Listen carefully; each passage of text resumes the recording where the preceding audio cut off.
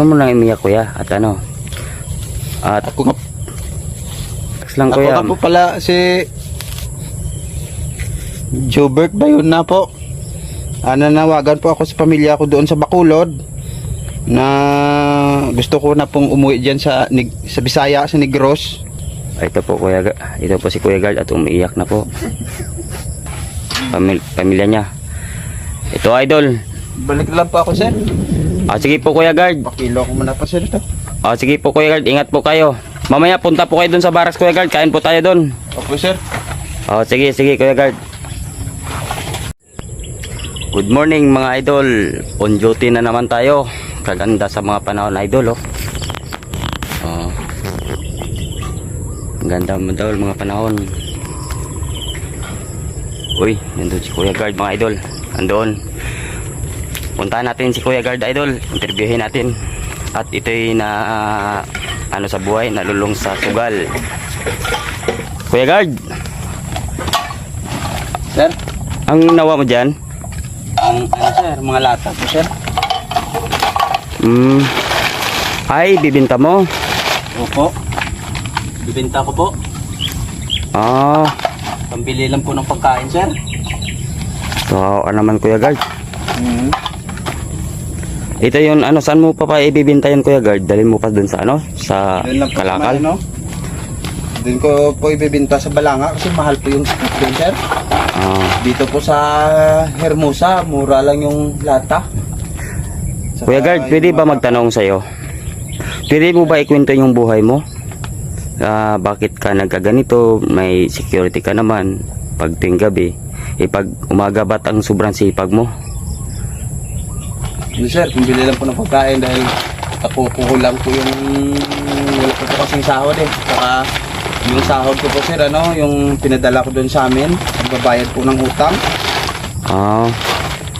Ito po. At malaki po daw yung problema nila pangbayad ng utang doon sa taga-saan po kayo Kuya Guard? Saan po yung probinsya niyo Kuya Guard?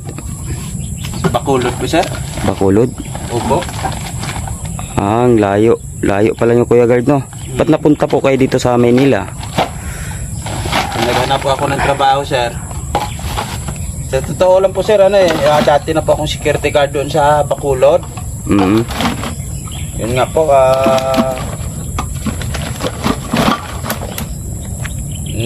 nawalan po ako ng trabaho doon sa Bacolod, kaya nagdayo po ako dito sa parting Maynila. Tapos pagdating ko doon sa Maynila, hindi man po ako sinuwerte sa aking paglalakbay doon, naghahanap ng trabaho, kaya napadpad po ako dito sa Bataan at mayroon po nagdala sa akin. At saka tinakwil po ako ng mga pamilya ko po kasi mayroon naman po talaga akong kasalanan. Anong kasalanan mo Kuya Guard sa pamilya mo? Ano po kasi, sir? Dahil po sa scatter, sir. Sa scatter? Opo. Ito mga idol, dami na pong naghirap sa mga scatter. At isa na po to si Kuya Guard. Nagalit yung mga pamilya ko dahil nalulung po ako dati sa scatter, nagkakautang-utang po ako. Yun. Tsaka hanggang ngayon po binabayaran po yan ng pamilya ko yung utang ko doon kasi nakakahiya sa mga tao doon sa amin. Na yun nga po, yung nagkakautang po ako dahil sa scatter. Yun nga po ngayon nga po nagsisingin na nga po ako ngayon na nagawa ko yung kasalanan na yun dahil masakit po yung tinakwil ka ng pamilya mo dahil po nalulung po ako sa sugal. Meron na po dati akong napundar doon sa amin, kaso lang po, sir, sir, yung naubos rin po yun dahil po, sir, sa naibinta ko na rin yung mga napundar ko. Tulad nakabili ako ng kalabaw, may bahay po ako doon sa amin at iniwan pa ako ng asawa ko kasi bininta ko na po yung mga napundar ko dahil lang po sa scatter, sir. Aga-aga sir, nadlakas ko dating mag-scatter. Ito po mga idol. Magkano din puhunan mo noon Kuya Guard sa pag mag-scatter ka?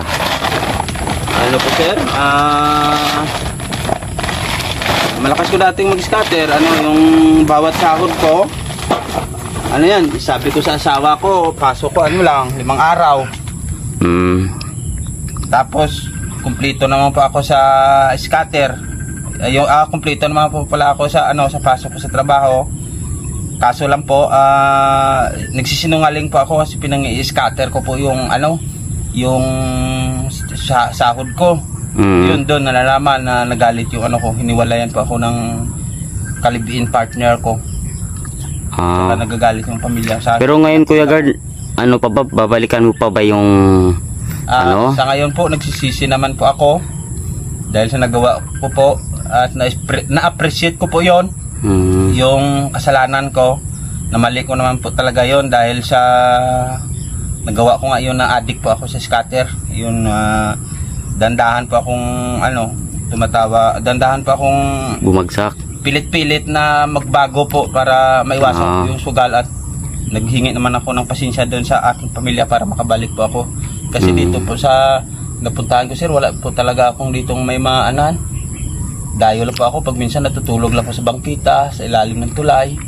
Kumain ka na ba Kuya Guard? Hindi pa po nga, sir.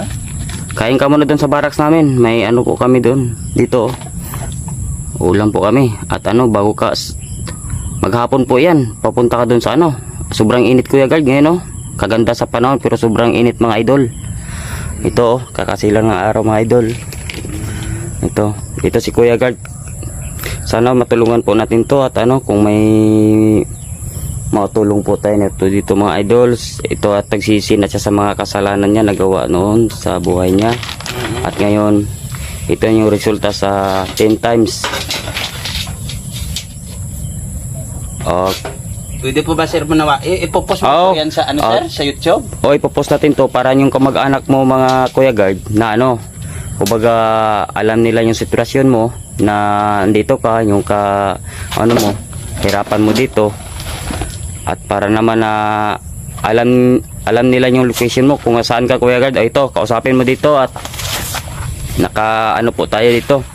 Naka video po to, at para pag post ko dito makilala ka ng pamilya mo. Si Kuya, manawagan ka sa pamilya mo. Huwag ka mo lang imiyak Kuya. At ano, at relax lang Kuya. Ako po pala si Jobert ba yun na po?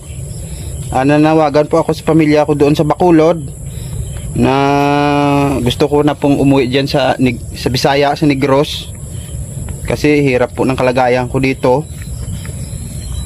Tsaka po sorry po sa nagawa ko pong kasalanan sa inyo po, at lubos naman po akong gustong magbago para sa sarili ko. Yun po. Ito po si Kuya Guard at umiiyak na po. Sana mga idol matulungan po natin to siya, at laking hirap na po niya dito sa ano po, nag-anuhan niya. Ito po mga kalakal niya para makakain lang po siya. At minsan po dito po kami dumadaan, makita po namin siya, minsan binibigyan po namin siya ng bigas at ulam po niya, dahil sa yung sahod po niya sa pagsisecurity niya ay pinapadala lang po niya doon sa kanila, pamilya nila. At priority niya yung pamilya nila, pamilya niya. Ito idol, Balik lang po ako, sir. sige po Kuya Guard. Pakilo ko muna pa, sir, ito. Sige po Kuya Guard, ingat po kayo. Mamaya punta po kayo doon sa barracks Kuya Guard, kain po tayo doon. Opo, sir. Sige Kuya Guard.